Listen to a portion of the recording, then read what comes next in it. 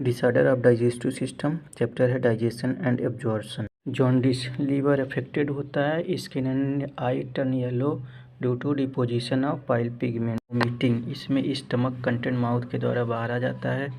इसका reflex action control होता है वोमिट सेंटर मेडुला के द्वारा।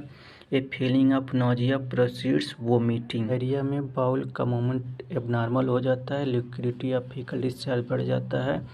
रिड्यूस करता है एब्जॉर्प्शन ऑफ फूड, फूड का एब्जॉर्प्शन कम हो जाता है। कॉन्स्टिपेशन, कॉन्स्टिपेशन में फेसेस कोलन के अंदर रिटेंड होता है और बाउल का मूवमेंट इरेगुलर हो जाता है।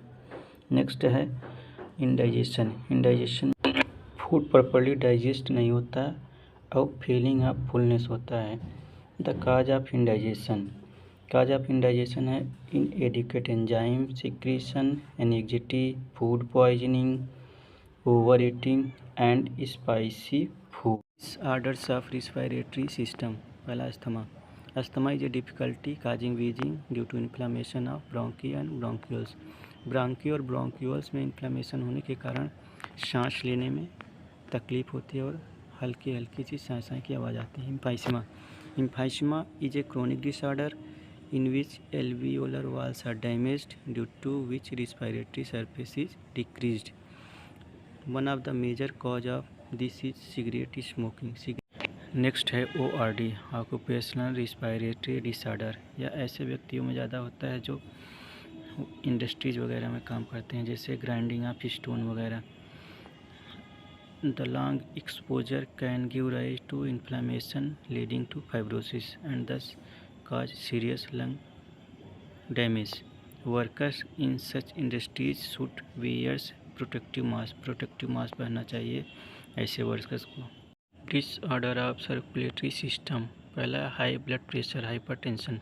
Hypertension is the term for blood pressure that is higher than normal 120/80. In this measurement, 120 mmHg is the systolic या pumping pressure and 80 mmHg is the diastolic या resting pressure. If repeated checks of blood pressure of an individual is 140/90 or higher, it shows hypertension. High blood pressure leads to heart disease and also affect vital organs like brain and kidney. Next है CAD, coronary artery disease. Coronary artery disease, often referred to as atherosclerosis, affect the vessels that supply blood to the heart muscles. It is caused by the deposition of calcium, fat, cholesterol and fibrous tissue, which makes the lumen of arteries narrower. Angina, इसे angina pectoris भी कहते हैं। यह circulatory system का disorder है। A symptom of acute chest pain appears when no enough oxygen is reaching the heart muscle. Angina can occurs in man and women of any age, but it is more common among the middle aged and elderly. It occurs due to condition that affect the blood flow. Heart failure. Heart failure, it is also a disorder of circulatory system. Heart failure means the state of heart when it is not pumping blood effectively enough to meet the needs of the body. मतलब body को जितना blood की need है heart उतना pump नहीं कर पा रहा है। It is sometime called congestive heart failure. इससे कई बार कंजेस्टिव हार्ट फेलर कहा जाता है क्योंकि congestion of lung is one of the main symptom of this disease. Congestion of lung इसका एक मेन सिम्टम है। Heart failure is not same as cardiac arrest. Heart failure cardiac arrest की तरह same नहीं होता है। कार्डियक अरेस्ट में क्या होता है, when the heart stop beating. Cardiac arrest में हार्ट बीट करना बंद कर देता है। और हार्ट अटैक, हार्ट अटैक में क्या होता है, when the heart muscle is suddenly damage. जब हार्ट की मसल अचानक डैमेज हो जाती है बाई इनएडिक्वेट ब्लड सप्लाई, जब ब्लड की सप्लाई अचानक कम हो जाती है या बंद हो जाती है। Disorder of muscular and skeletal system. पहला है माइस्थीनिया ग्रेविस। माइस्थीनिया ग्रेविस में क्या होता है, auto immune disorder. Myasthenia gravis एक प्रकार का ऑटो इम्यून डिसऑर्डर है जिसमें अफेक्ट होता है neuromuscular junction leading to fatiguing, जिसके कारण फटीग, थकान महसूस होता है, वीकेनिंग, कमजोरी and paralysis of skeletal muscle, और स्केलेटल मसल का पैरालिसिस होता है। मस्कुलर डिस्ट्रॉफी में क्या होता है? Progressive degeneration of skeletal muscle, लगातार स्केलेटल मसल्स का डिजनरेशन होता है, mostly due to genetic disorder. किसके कारण होता है? Mostly due to genetic disorder के कारण। टिटेनी क्या है? टिटेनी में क्या होता है?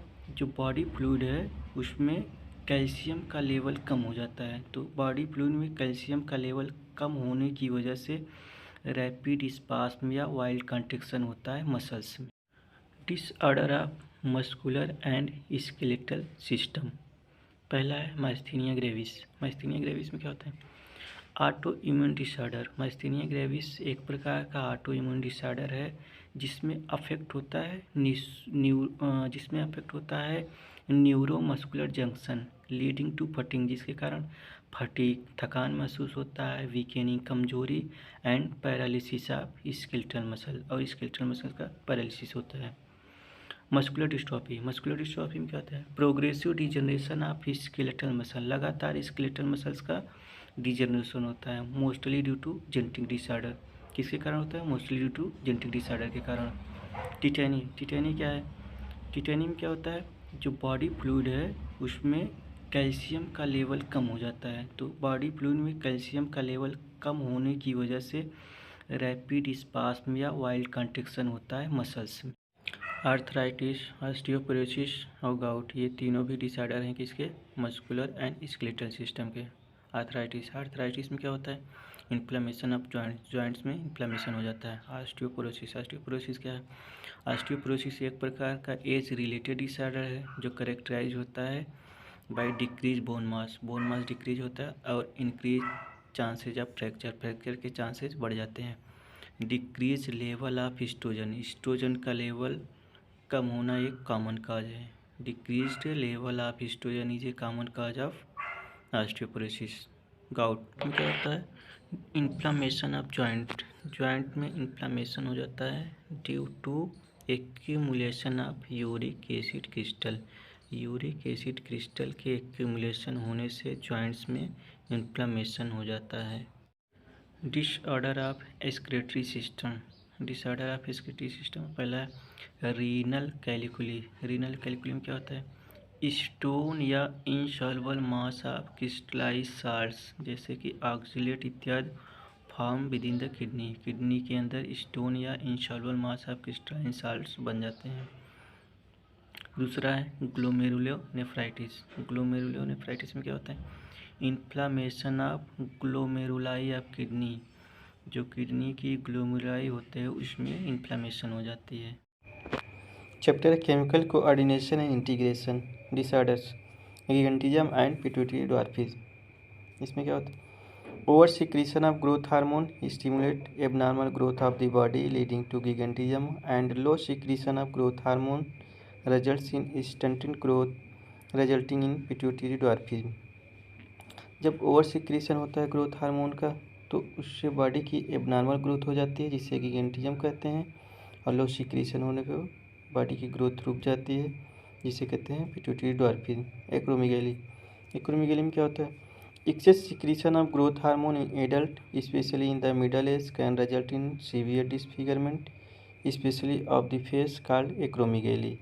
जब एक्सेस सिक्रीशन हो जाता है ग्रोथ हार्मोन का इन एडल्ट में स्पेशली मिडल एज में तो उससे बॉडी डिसफिगरमेंट हो जाती है स्पेशली फेस, जिसे कहते हैं एक्रोमीगैली।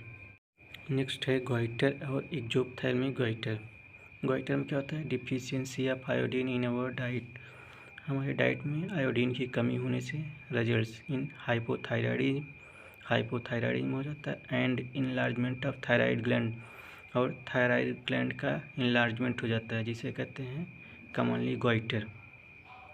एक्ज़ोप्थैल्मिक गोइटर में क्या होता है?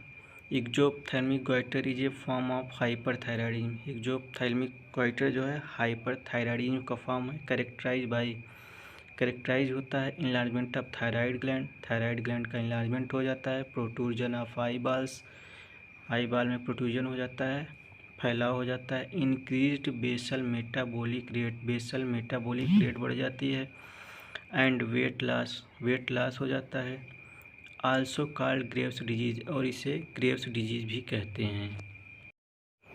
नेक्स्ट है एडिशन डिजीज में क्या होता है? Under production of hormone by the adrenal cortex alters carbohydrate metabolism, causing acute weakness and fatigue, leading to a disease called Addison disease. Addison disease में क्या होता है, एड्रिनल कॉर्टेक्स के द्वारा हार्मोन का प्रोडक्शन कम हो जाता है, जिससे कार्बोहाइड्रेट का मेटाबॉलिज्म अल्टर्ड हो जाता है, काजिंग जिसके द्वारा एक्यूट वीकनेस एंड फटीग बहुत ज़्यादा कमजोरी और थकान महसूस होती है, लीडिंग टू ए डिजीज़ और जिससे एक डिजीज़ हो जाए जिसे कहते हैं एडिशन डिजीज़। अगर वीडियो पसंद आई हो तो चैनल को लाइक, सब्सक्राइब और शेयर करें। हमने 10 से 15 मिनट में ह्यूमन फिजियोलॉजी के जितने भी डिसऑर्डर्स थे मैक्सिमम से मैक्सिमम डिसऑर्डर को हमने एक्सप्लेन कर दिया है।